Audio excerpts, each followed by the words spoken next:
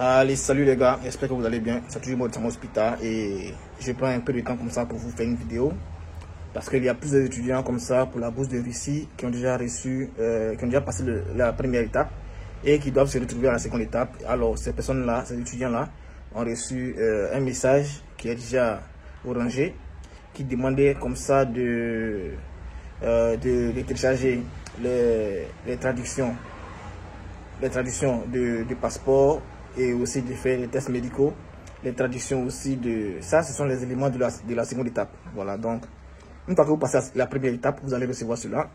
Donc traduction du passeport, traduction des diplômes et des relevés de notes et aussi les tests, faire les tests médicaux. Voilà. Donc je voulais un peu me prononcer dessus pour tous ceux qui m'ont écrit et qui sont un peu perdus, qui ne savent pas vraiment ce qu'ils doivent faire. Voilà comment est-ce que vous devez faire et puis où est-ce que vous devez aller pour aller gérer ça.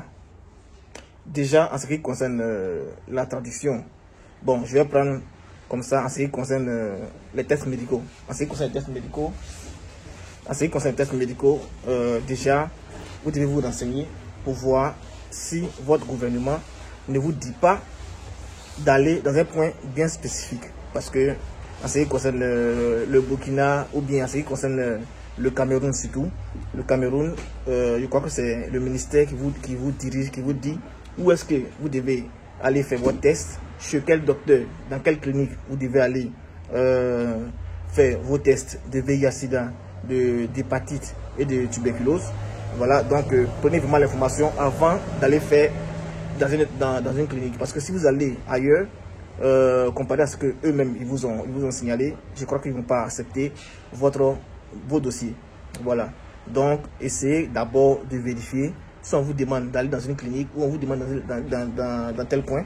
Maintenant, si on ne vous dit pas ça, ça veut dire que vous êtes éligible ou bien vous avez le droit d'aller dans n'importe quelle clinique. Dans les normes, c'est comme ça. On part dans n'importe quelle clinique. Mais il y a des pays qui spécifient, je ne sais pas pourquoi. Donc, voilà. Donc, essayez comme ça de vérifier avant d'aller faire vos tests. Maintenant, ce que vous pouvez faire, par exemple, vous avez la traduction aussi. Il y a des pays, des ministères aussi qui montrent où est-ce que vous devez faire la traduction. Maintenant, si chez vous, on ne vous montre pas ça, alors vous devez aller ailleurs pour aller faire votre traduction de langue. Et en ce qui concerne la traduction de langue, comme je l'ai dit, pour tous ceux qui n'arrivent pas à trouver un endroit, voilà, peuvent m'écrire inbox. Voilà, on va essayer de parler parce que on a des offices qui font aussi les traductions de langue russe. Donc, ceux qui sont vraiment intéressés, vous pouvez m'écrire inbox qu'on puisse vous diriger et vous montrer comment est-ce que vous devez faire. Donc n'oubliez pas, c'est très important. Vous devez avoir la traduction de votre passeport, vous devez avoir la traduction du diplôme et des relevés de notes. Vous devez aussi faire les tests médicaux, c'est-à-dire l'hépatite B, la tuberculose et le test de VIH. Et n'oubliez pas, il y a un élément qui est très important, le certificat médical. Le certificat médical, c'est le résumé de tous ces tests-là que vous allez faire.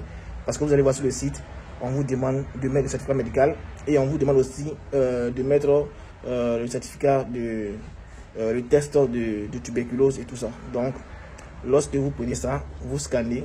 Vous n'êtes pas obligé de traduire les tests médicaux. Pour tous ceux qui m'ont posé la question l'autre fois, vous n'êtes pas obligé de traduire les tests médicaux. Vous n'êtes pas obligé de traduire aussi le certificat médical. Vous voyez? Voilà, donc c'était un peu ça le message. Et puis surtout, prenez soin de vous les gars.